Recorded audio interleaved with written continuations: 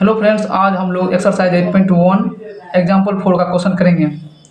तो क्वेश्चन है, एक समकोण त्रिभुज एबीसी में जिसका कोण बी समकोण है, यदि tan a = 1 तो प्रूव करें कि 2 sin a × cos a = 1। तो आइए दोस्तों हम लोग इसको सॉल्व करते हैं। तो सबसे पहले हम लोग एक राइट एंगल खींचेंगे।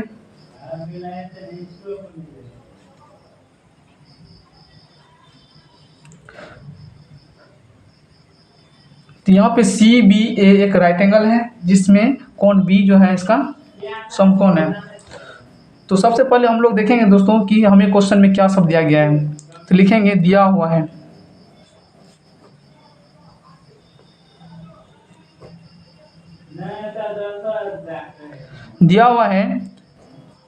tan a = 1।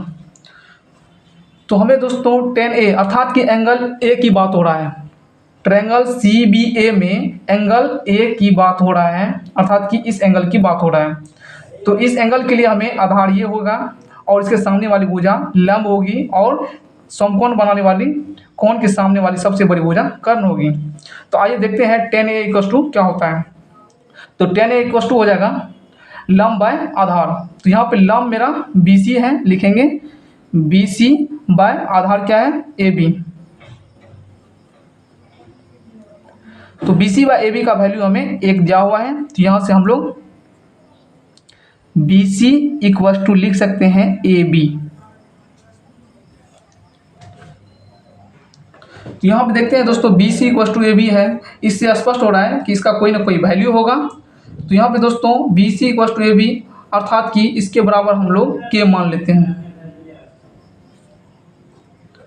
यदि दोस्तों BC = AB = हम लोग K मान लेते हैं, तब यहाँ पे हम लोग AC की वैल्यू ज्ञात करेंगे पाइथागोरस प्रमेय से। तो यहाँ पे सबसे पहले AC का वैल्यू ज्ञात करते हैं पाइथागोरस प्रमेय से। तो यहाँ पे देखते हैं पाइथागोरस प्रमेय से AC = हो जाएगा √BC² + AB²। तो यहाँ पे हो जाएगा √BC का वैल्यू हमें K दिया हुआ है और AB का वैल्यू भी K दिया हुआ है। यहाँ पे लिखेंगे K² + K²। यहाँ पे हो जाएगा हमें K², एक K² यहाँ पे भी एक K², तो कितना हो जाएगा 2K²। यहाँ पे देखते हैं दोस्तों K² है तो K² का वर्गमूल हमें K प्राप्त होगा और ये अंदर 2 ही बचेगा। तो K √2 अर्थात कि K√2। हमें AC का वैल्यू ज्ञात हो चुका है, अर्थात कि कर्ण की। तो दोस्तों हमें क्वेश्चन है, प्रूव करना है कि 2 sin a × cos a = 1, अर्थात कि हमें दोस्तों प्रूव करने के लिए sin a और cos a की वैल्यू चाहिए। तो आइए दोस्तों सबसे पहले हम लोग sin a और cos a की वैल्यू ज्ञात करते हैं।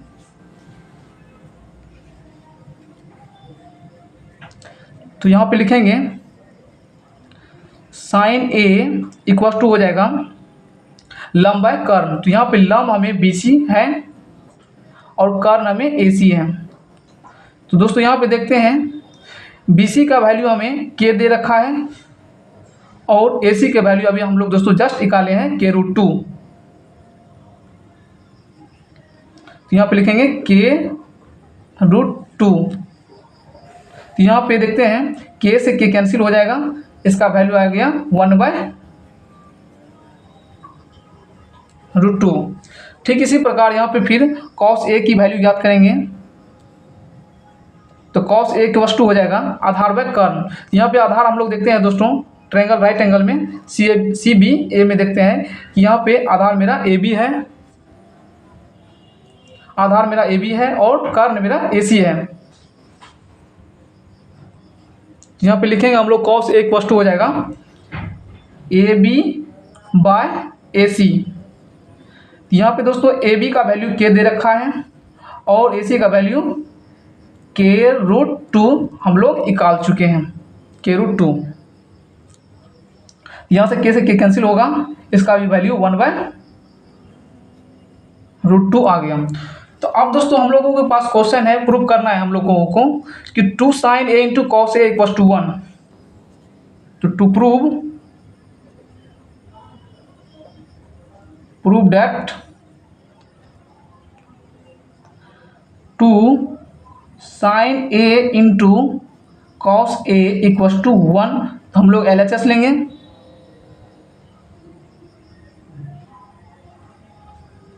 तो लिखेंगे हम लोग फ्रॉम LHS। तो यहाँ पे देखते हैं 2 sin a इंटू कॉस ए। तो sin a का वैल्यू हम लोग अभी जस्ट निकाले हैं 1/√2। तो sin a का वैल्यू हम लोग दोस्तों निकाले हैं 1/√2 और cos a का भी वैल्यू 1/√2 आ चुका है। तो यहाँ पे हम लोग पुट करेंगे। तो यहाँ पे लिखेंगे 2 मल्टीप्लाई sin a का वैल्यू है 1/√2, फिर यहाँ पे मल्टीप्लाई करेंगे cos a का भी वैल्यू है 1/√2।